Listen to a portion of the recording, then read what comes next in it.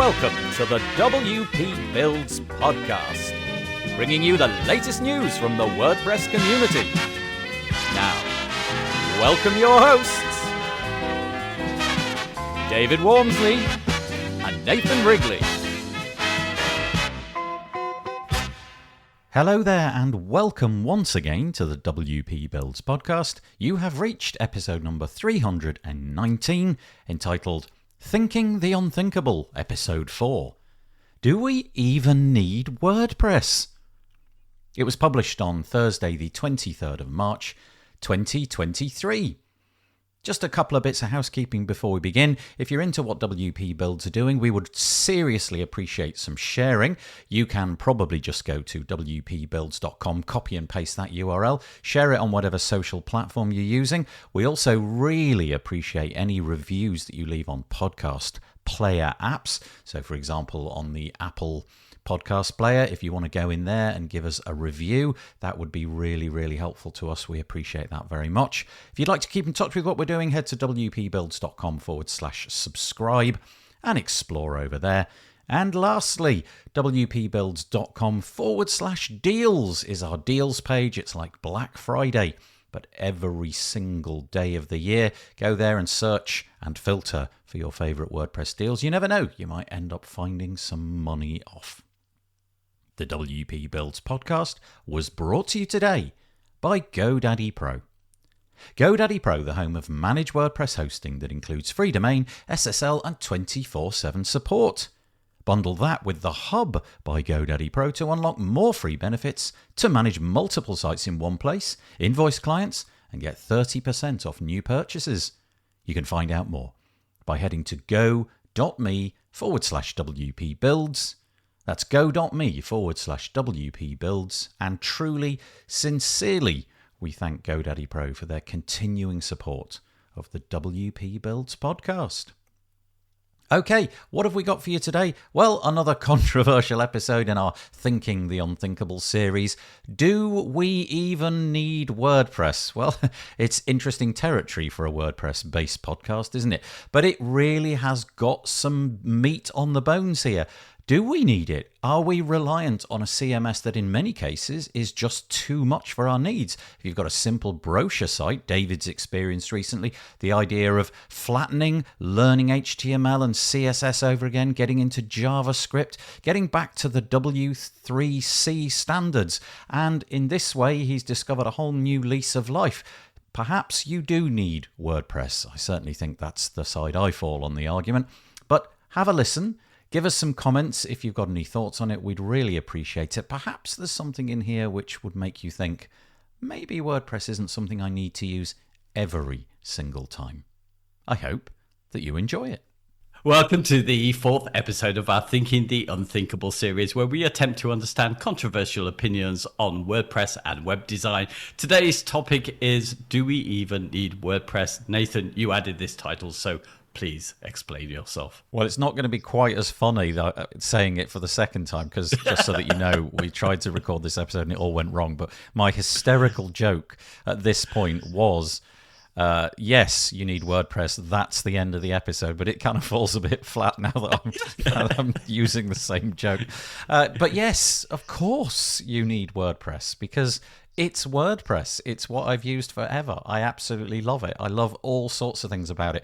But just to give some context, the reason that I came up with this title was because of your heretical, shall we call it, your heretical stance that WordPress is less important to you now than it was.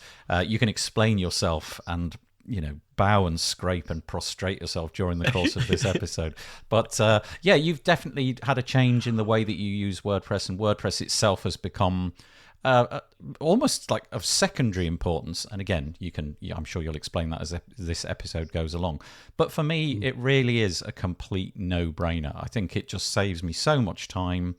But we'll get into the details of that. But what do you think? Is it a yes? Yeah. Unqualified yes, or a bit of a maybe?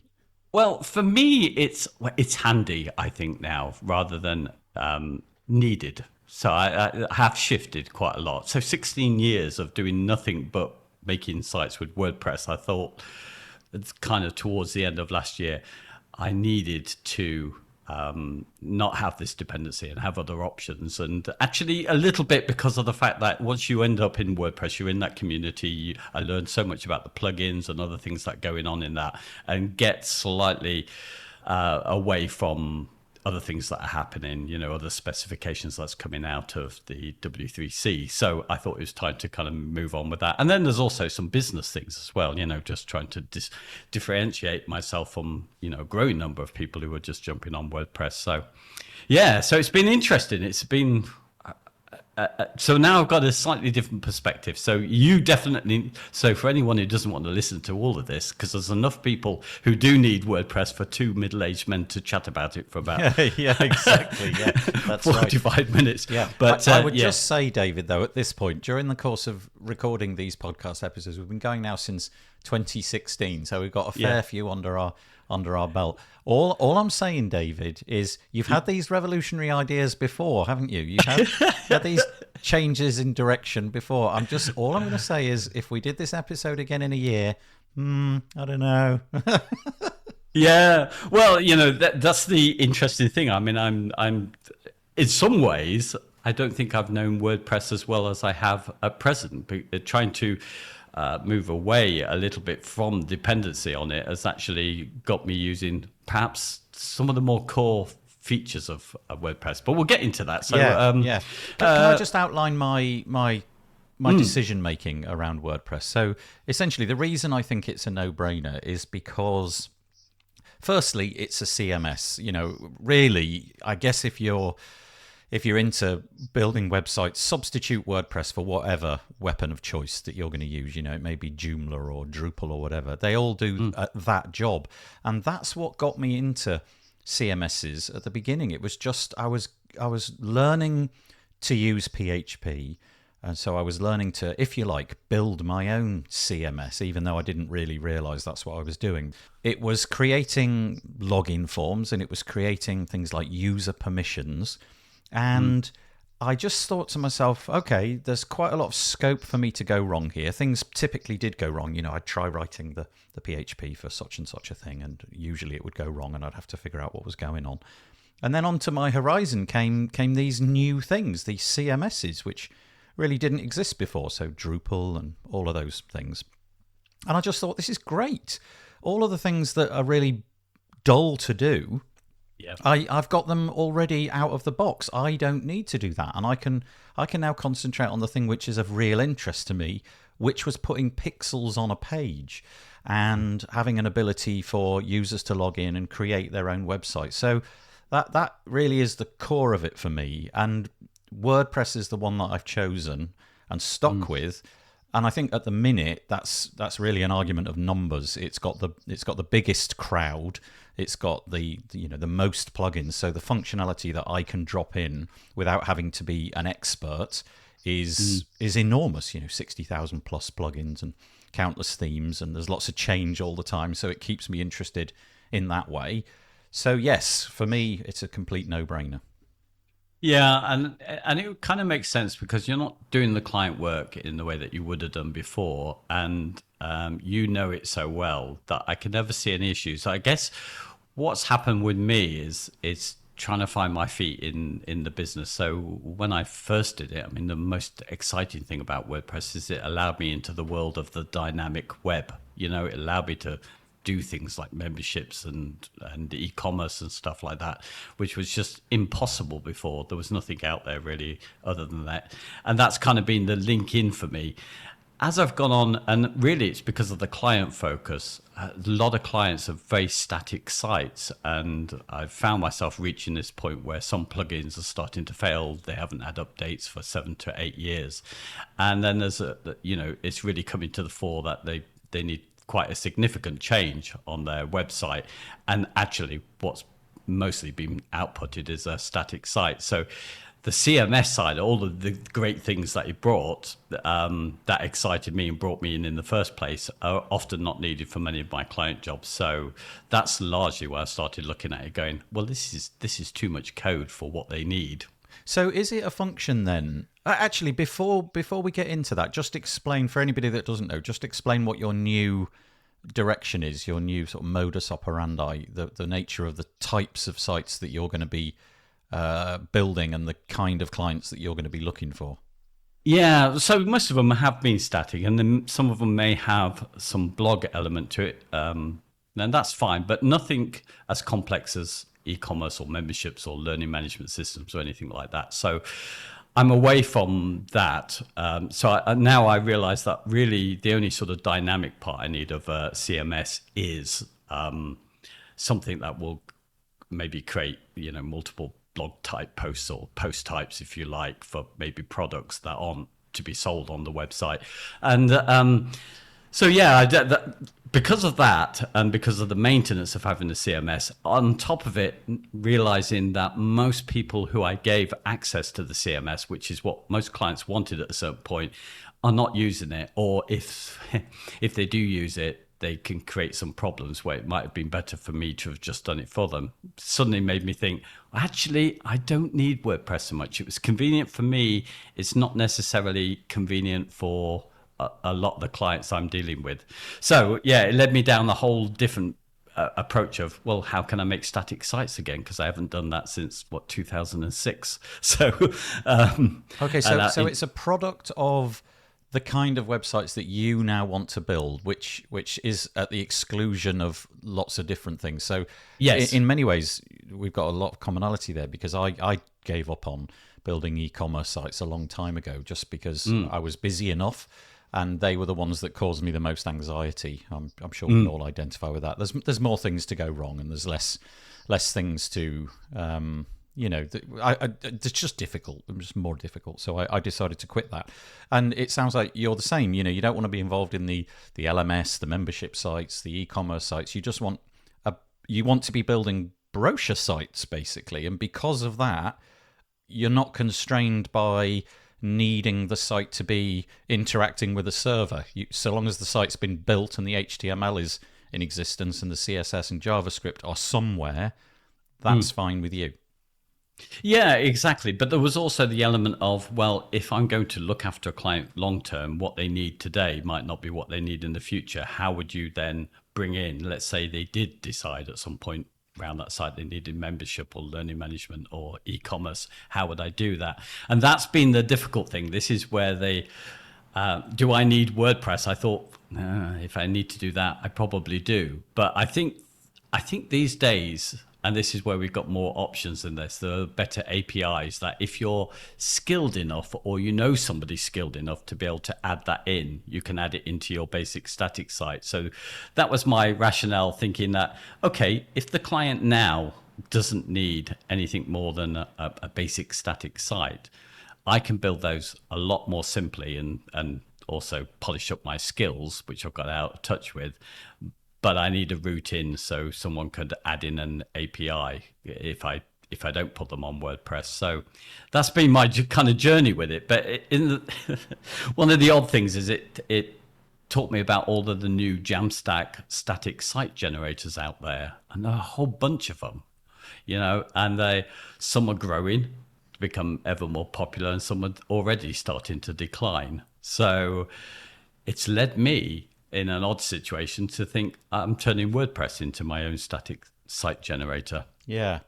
So WordPress is still a part of the jigsaw. It's just a different thing. Yeah. So I'm working on a site at the moment. As far as the client's concerned, it's not a WordPress site. There'll be no indication that WordPress is involved in any way, because it's if you look at the code, I'm skipping out the menu, I'm skipping out the media library, so everything that's getting outputted. But actually, all my sort of pages and posts are all being created with it. The code that I'm putting in is going into a WordPress header and a WordPress footer, and the SEO that I'm putting in, I'm going to be putting in through an SEO plugin. So I'm still using it locally and turning it into a static site and then putting it up to a CDN for quick speeds. Right. And what are you doing for menus then? If you're pulling out the menu system from WordPress, how's that getting onto the site? Or is there simply no menu? I don't know.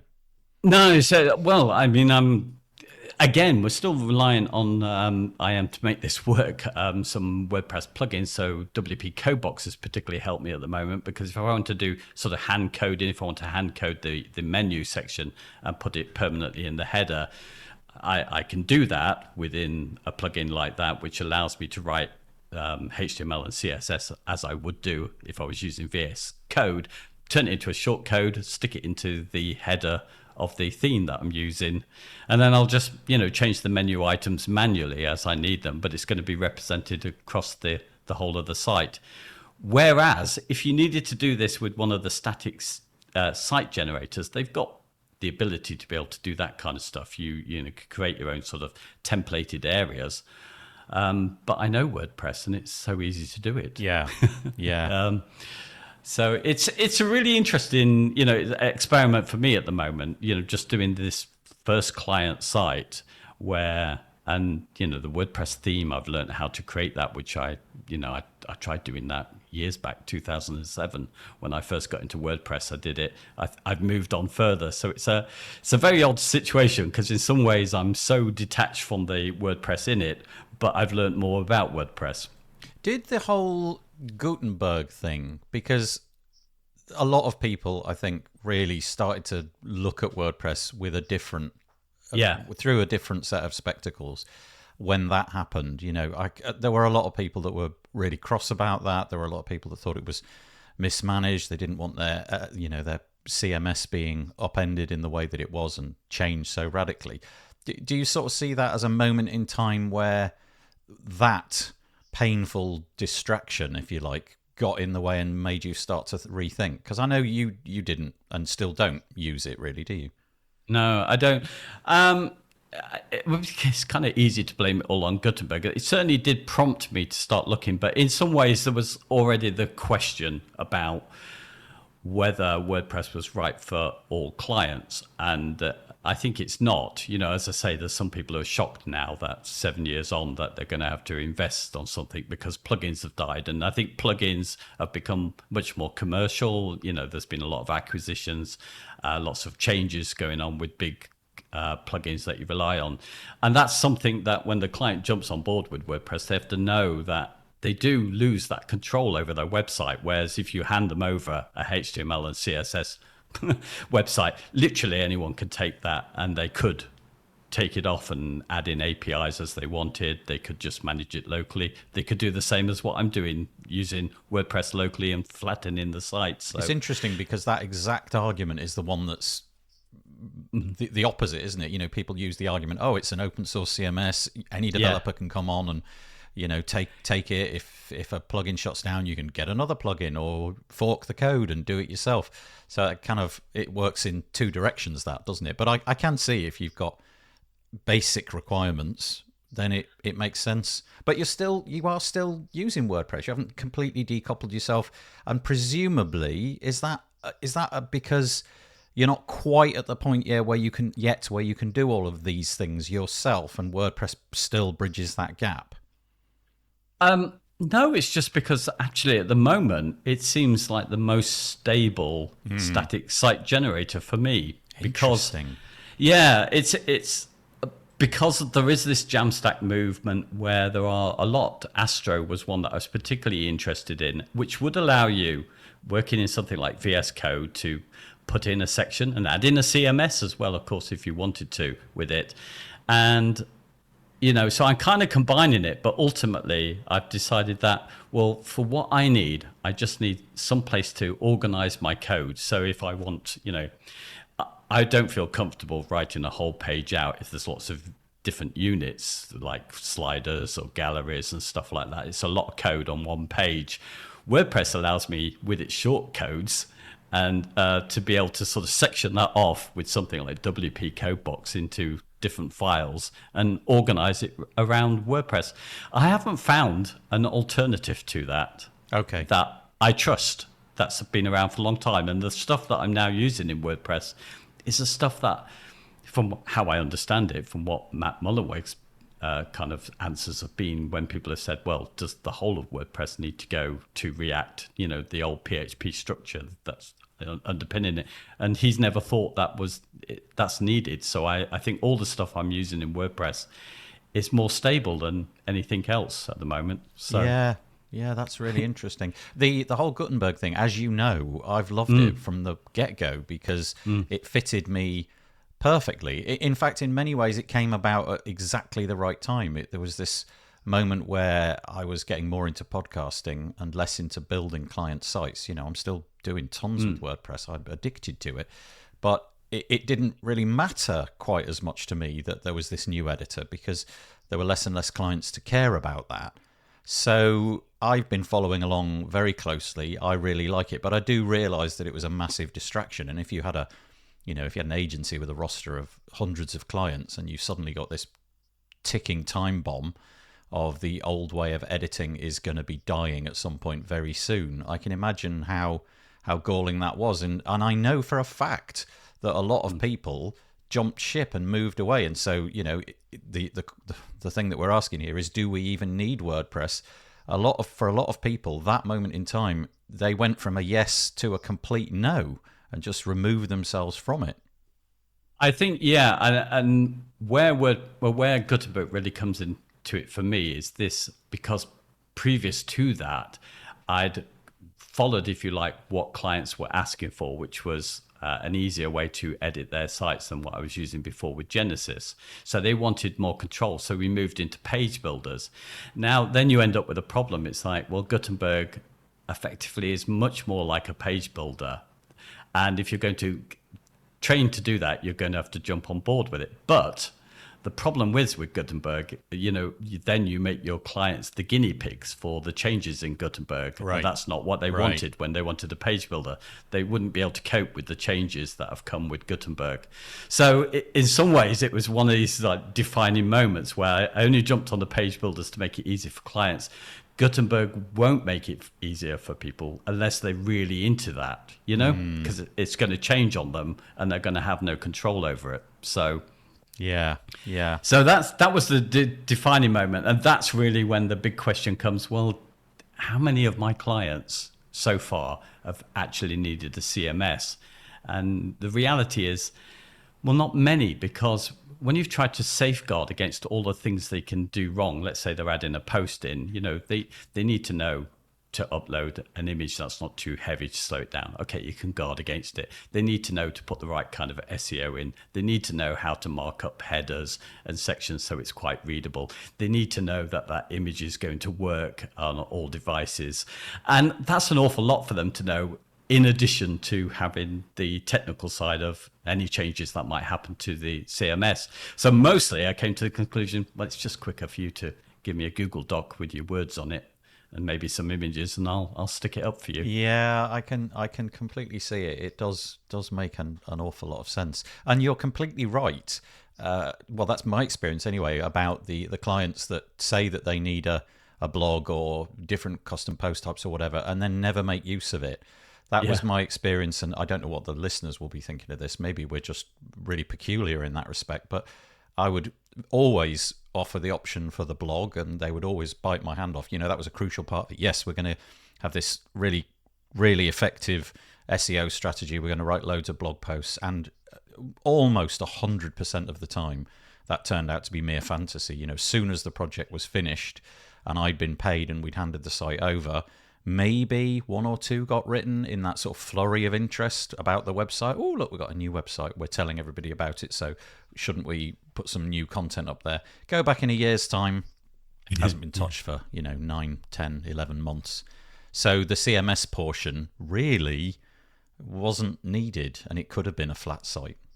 Yeah. And I think, the interesting thing about Gutenberg change is I think people have either gone with it saying, okay, WordPress is what I'm doing, so I'm going to go with it because that's going to be the future and I'm going to learn it. And I think most people who've been able to do that are in a situation where it's not going to impact on clients. For me, it was more difficult because, for the example, if I did want to make sure that it was client-proof, Gutenberg, I'd be waiting, what are we now, 4 years on from it, to the start of being able to restrict them from doing what the heck they wanted with it, where before you could use something like ACF and restrict what images they put up and where. So there's a time gap, and in that time gap I've been thinking, well, let me just kind of have two strings to my bow. Yeah, it's kind of interesting. You have almost, in a sense, gone full circle, haven't you? In that, if you go back before use of WordPress, so 2006 or something like that, Yeah. you were doing like me. You were writing PHP files and using HTML and CSS and creating individual pages and working in your IDE and all of that. Yeah. And then the CMS comes along, and you sort of think, well, forget that. That's a waste of time. And so your skill level of those things probably dropped off a little bit, and now you've come back to the point where you want to get back into that again, and you want to strip out a lot of the WordPressy stuff that you no longer need. And I think one of the refreshing things for you must be that new curiosity about things. And we can be curious about the next page builder, we can be curious about what the next plugin does, but for you it seems like you're just getting really curious about what the internet can do and what the W3C is saying and all of those kind of things, getting back to basics, really. Yeah, I mean, one of the nice things, I wasn't expecting it, is we're getting back to hand coding. So, just recently I'm putting the site together. So I'm thinking about almost everything afresh. So something like a logo, how I might mark that up. So I'm putting in my own schema rather than, looking at what my SEO plugin, and does my SEO plugin match this site or whatever. And a lot of the stuff there was a kind of another level. You're looking at the tools that you're going to use in WordPress, where I'm going more directly, and it's making me think a lot more about the sites that I build. I mean, the one thing about it is that it is much slower. Right. A lot of the joy about, WordPress, particularly with page builders, was this, visual editor and being able to chuck things in very quickly, and dump stuff in the media library. Suddenly it's become quite a pain to do that. But the other side of it is that you really get to, think about the code and question everything to get the better end product, I think, sometimes out of that. So yeah, I'm going to change the conversation quite dramatically, actually, because this has got nothing to do with the code, but I think it's an important piece. And it's dawned on me when we were thinking about this subject that this piece is probably more important than anything else, and that's the community. We always talk about the WordPress community, and nobody really knows what it is, and everybody's got their own opinions on it. But for me, it's been a real out-and-out win. I absolutely loved it. I came to WordPress, had no idea that it was anything other than software, never heard of a WordCamp. I know there were things like DrupalCon and all that, but that really wasn't for me. All these little local meetups, and made real friends that I've met in the real world and really respect and really like. Yeah, so for example, we ended up chatting because of our combined efforts in Beaver Builder, and now we're here, 300 plus episodes into this podcast, and that whole community piece, the events, meeting people, being in Facebook groups and in Slack channels and chatting to people online and doing the podcast and all of that, that is a piece that you're really going to have to prize that from my cold, dead hands.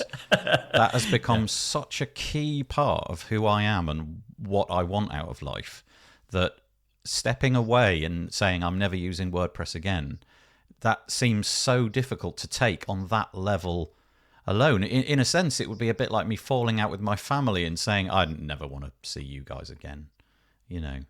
Yeah. So saying if you've got no mates, you need WordPress.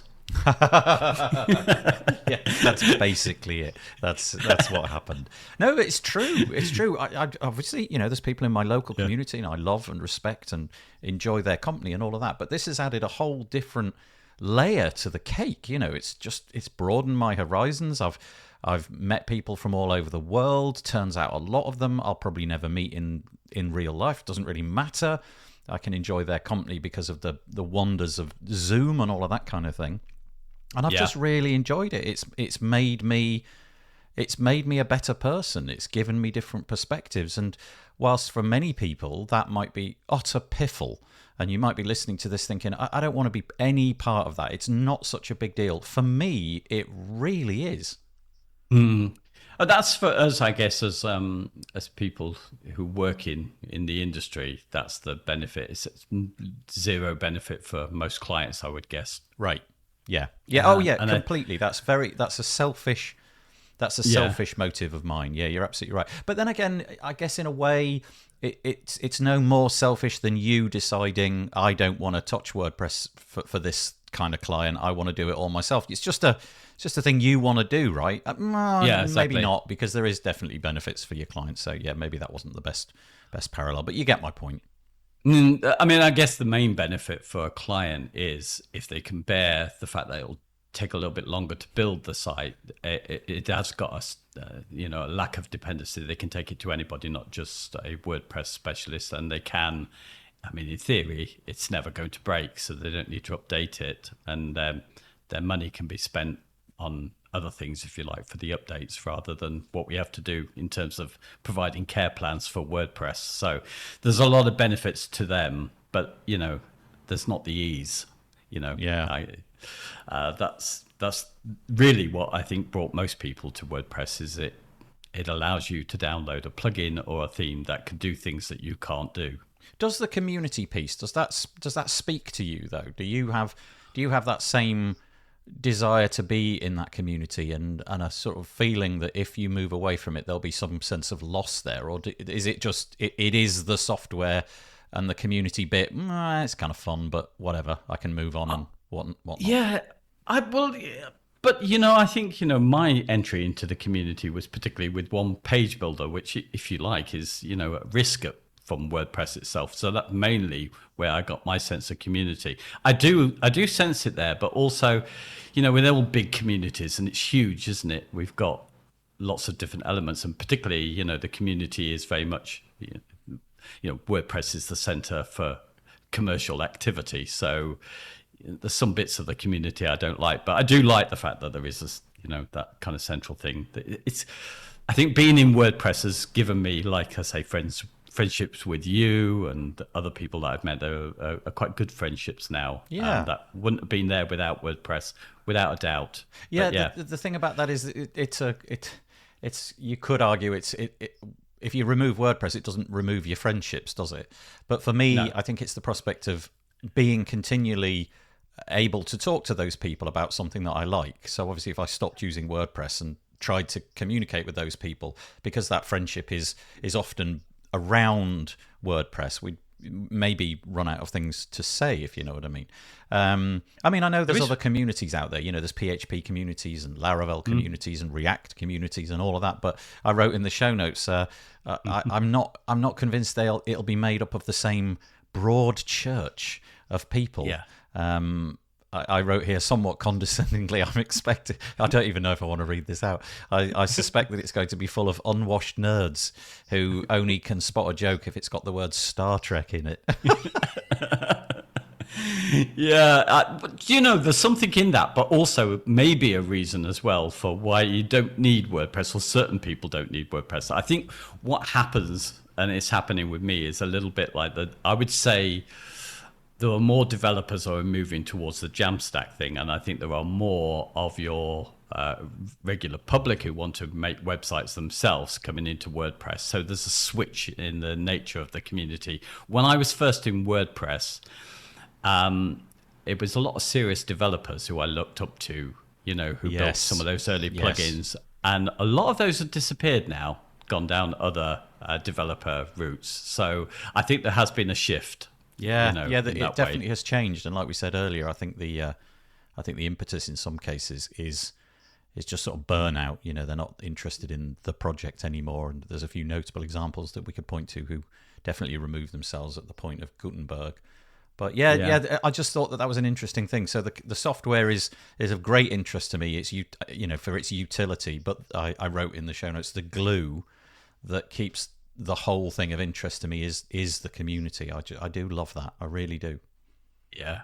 We could never get you don't need WordPress answer from you, could we? I mean, the last episode ever. Yeah, that's right. Yeah. Does this podcast need WordPress? Well, maybe if we so maybe if we get to episode 1000, I will utter those words. But until that point, no, I'm here. I'm here for the long haul. I anticipate that a lot of the people that I know are going to have that as well. Maybe there's ups and downs. Maybe you don't like decisions that are made. Maybe you don't attend events. Maybe you do. Maybe you fall out with people. I don't know. But in the end, I feel that a lot of the people that I've met and a lot of the reasons that I've met them are going to continue, and I'll be enjoying the community for a long time to come.